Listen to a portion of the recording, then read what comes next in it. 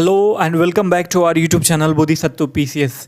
Friends, as you know कि BPSC की पूरी जर्नी में करंट अफेयर्स का बहुत ही ज़्यादा महत्व होता है। जहां प्रिलिमिनरी एग्जामिनेशन में 30 से 35 प्रश्न जो हैं डायरेक्ट ऑब्जेक्टिव रूप में पूछे जाते हैं, वहीं मेंस चूँकि सब्जेक्टिव होता है और यहां से टॉपिक वाइज क्वेश्चन अराइज होते हैं। इसके साथ साथ यदि आप स्टैटिक पोर्शन पे जो भी जनरल नॉलेज या जनरल स्टडीज़ का स्टैटिक पोर्शन होता है उसमें करंट से रिलेटेड यदि आप एग्जाम्पल और केस स्टडी देते हो तो आपकी आंसर राइटिंग का अप्रोच डायनेमिक होता है और आपके मार्क्स जो हैं गेन करने की संभावना भी अधिक हो जाती है। इसी चीज़ को ध्यान में रखते हुए आप सभी के डिमांड पे हमने 40 करंट अफेयर्स से रिलेटेड टॉपिक्स को लिस्ट आउट किया है जो जनवरी से अभी जून तक कवर हुए हैं।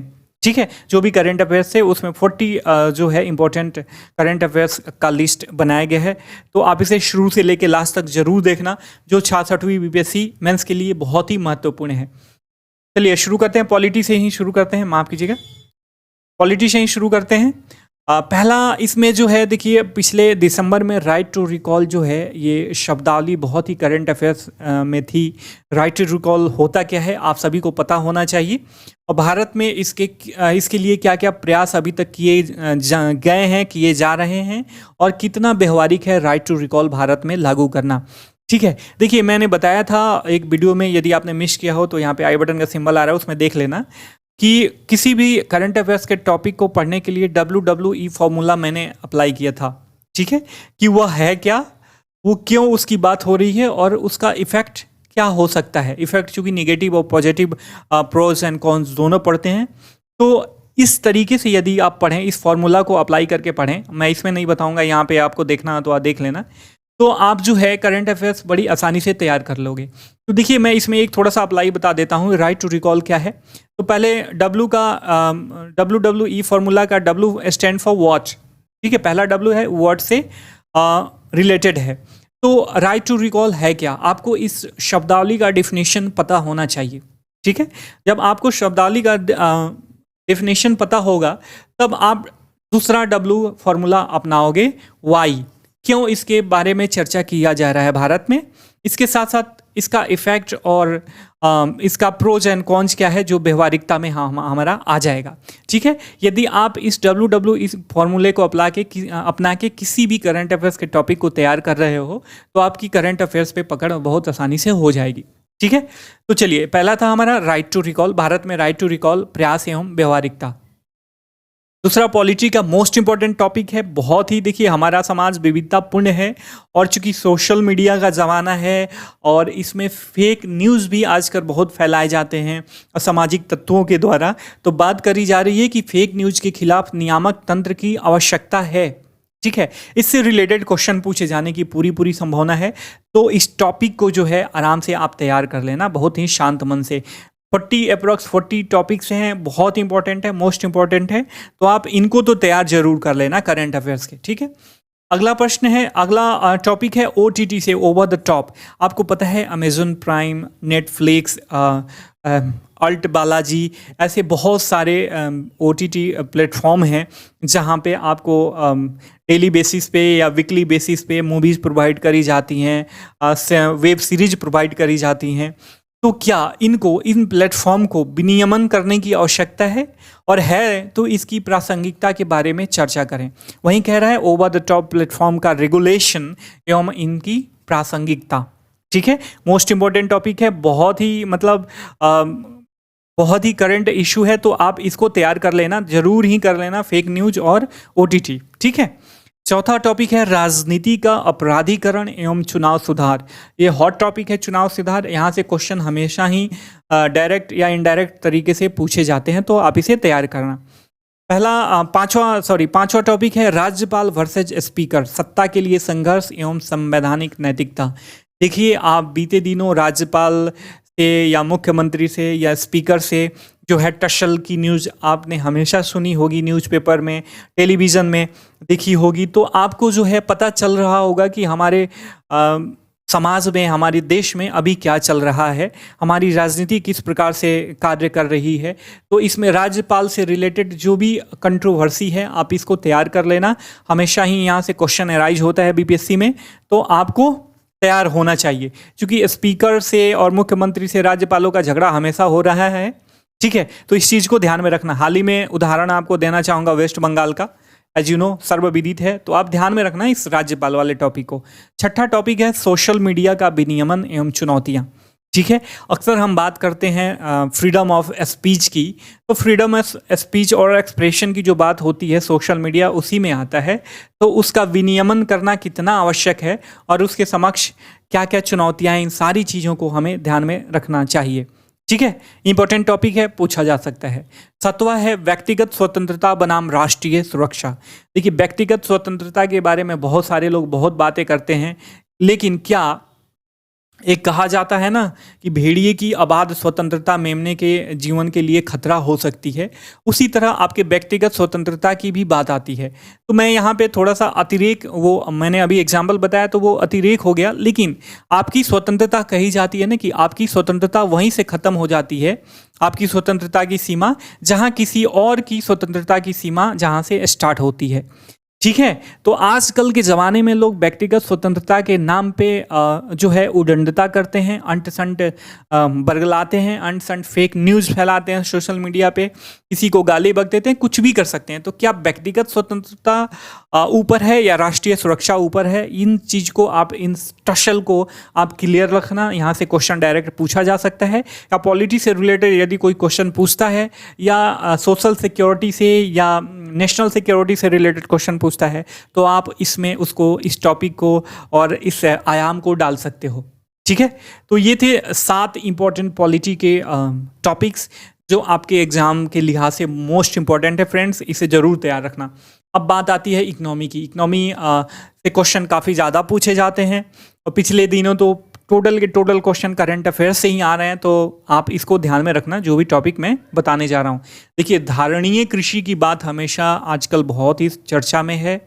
ठीक है, तो इसकी आवश्यकता एवं संभावनाएं क्या क्या हैं, इसके बारे में आप ध्यान रखना। दूसरा टॉपिक है भारतीय अर्थव्यवस्था में वी आकार की रिकवरी।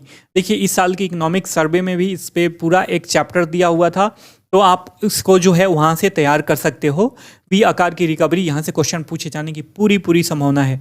ठीक है, इसके साथ साथ RCEP के बारे में आपने सुना होगा, क्षेत्रीय व्यापक आर्थिक साझेदारी एवं भारत, इसके बारे में आपको तैयार रखना चाहिए। जैविक कृषि एवं इसके क्या क्या लाभ हैं। देखिए, इकोनॉमी में मैंने एग्रीकल्चर भी समाहित कर दिया है, अलग से नहीं बनाया है, तो आप इसको ध्यान में रखना। ठीक है, 5वां प्रश्न है भारत में निजीकरण की नवीन प्रवृत्ति एवं उसके आर्थिक प्रभाव।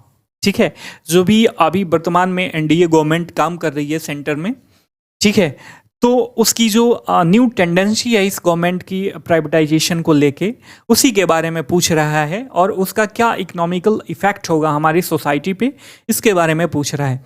तो आप इसको तैयार रखना। ये क्वेश्चन बहुत ही, इसको लेके बहुत कंट्रोवर्सी भी हुई थी, तो आप इसको तैयार रखना। ठीक है, छठा है नवीन कृषि अधिनियम। जो कृषि अधिनियम जो किसान अभी तक विरोध कर रहे हैं दिल्ली के आसपास के बॉर्डरों पे, तो ये बहुत ही हॉट टॉपिक है। यहाँ से आपको मेंस में और इंटरव्यू में क्वेश्चन पूछा ही पूछा जाएगा, तो ध्यान में रखना इसको फ्रेंड्स। नवीन कृषि अधिनियम विरोध का कारण एवं विश्लेषण। ठीक है, ये विश्लेषण है। ठीक है, आप इसे सही कर लेना। तो इसी रिलेटेड मैं PDF भी शेयर किया था अपने टेलीग्राम चैनल पे, तो आप उस टेलीग्राम चैनल को ज्वाइन करके वहाँ से PDF भी प्राप्त कर सकते हो। आगे बढ़ते हैं। 7वां इसमें टॉपिक है भारत नवाचार सूचकांक 2020। ठीक है, बिहार की स्थिति एवं इसके मायने इम्पोर्टेंट है। बिहार स्पेसिफिक केस स्टडी इसमें आपको देखना होगा, तो आप इसे तैयार कर लेना। इसमें 8वां टॉपिक है इकोनॉमी में भारत में स्टार्टअप क्षेत्र नीतियाँ, अवसर एवं इससे संबंधित चुनौतियाँ। 9वां है ड्राफ्ट ब्लू इकोनॉमी पॉलिसी। ठीक है, पॉलिसी फॉर इंडिया, भारत के लिए जो ब्लू इकोनॉमी है, ब्लू अर्थव्यवस्था है, उसके लिए जो ड्राफ्ट तैयार किया गया है उसके बारे में। ठीक है, कृषि पर जलवायु परिवर्तन का प्रभाव एवं समाधान। 11वां टॉपिक है महिलाओं की श्रम बल में घटती भागीदारी के कारण सुझाव एवं सरकार के प्रयास। Circular economy Bharat. ठीक है, भारत चुनौतियां एवं अवसर। सर्कुलर इकोनॉमी भारत में किस प्रकार काम कर रही है, सर्कुलर इकोनॉमी क्या है और इसके समक्ष क्या चुनौतियां हैं और अवसर हैं, इसके बारे में आपको तैयार करना है। ठीक है। अगला टॉपिक है साइंस एंड टेक्नोलॉजी का। इसमें देखते हैं कि क्या क्या समाहित किया गया है। अंतरिक्ष के सन्नीकरण के खतरे एवं इसको रोकने के उपाय। ठीक है। दूसरा टॉपिक है आर्टिफिशियल इंटेलिजेंस से उत्पन्न नैतिक चुनौतियां। तीसरा टॉपिक है जियो इंजीनियरिंग के अनुप्रयोग, प्रमुख मुद्दे एवं पर्यावरणीय नैतिकता। ठीक है।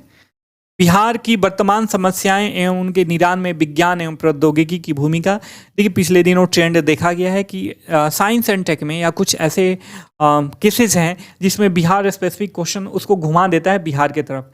तो आप साइंस एंड टेक को बिहार से रिलेट करके उनके समस्याओं के समाधान को लेके आप ज़रूर पढ़ना, और गवर्नमेंट की क्या क्या इनिशिएटिव है इस जो भी प्रॉब्लम्स हैं उसको सॉर्ट आउट करने को लेके, इस चीज़ को भी ध्यान में रखना। बिहार के करंट अफेयर से रिलेटेड ये टॉपिक है। ठीक है। डेटा लोकलाइजेशन के बारे में पूछ रहा है, स्थानिक डेटा के उदारीकरण की नीति। छठा है भारत के में इलेक्ट्रॉनिक वाहन क्षेत्र का विकास, संभावनाएं एवं चुनौतियां। ठीक है। सातवां है 5G तकनीक एवं भारत की स्थिति। 5G टेक्नोलॉजी को लेके बहुत ही मिथ हैं, तो मिथ आपको क्या है, 5G टेक्नोलॉजी क्या है, उसके क्या लाभ हैं, उससे रिलेटेड क्या संभावनाएं हैं, क्या चुनौतियां, इन सारी चीज़ों के बारे में आपको पता होना चाहिए। ठीक है। आठवां टॉपिक है ग्रीन हाइड्रोजन, भविष्य का स्वच्छ ईंधन। तो ग्रीन हाइड्रोजन इंपॉर्टेंट टॉपिक है, इसके बारे में आपको तैयार होना चाहिए। क्वांटम कंप्यूटिंग, महत्व एवं चुनौतियां। और 10वां है दुर्लभ रोगों के लिए राष्ट्रीय नीति एवं इससे संबंधित चुनौतियां। अब बात कर लेते हैं इंटरनेशनल रिलेशन की। ठीक है।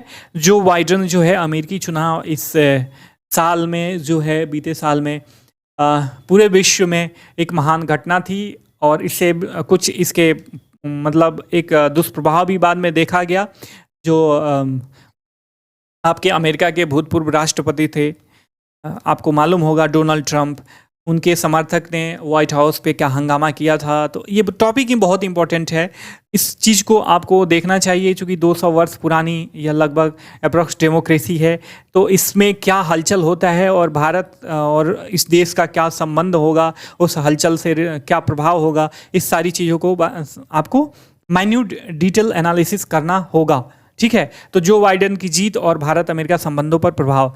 दूसरा है मानव विकास सूचकांक 2020, उसमें भारत की स्थिति के मायने।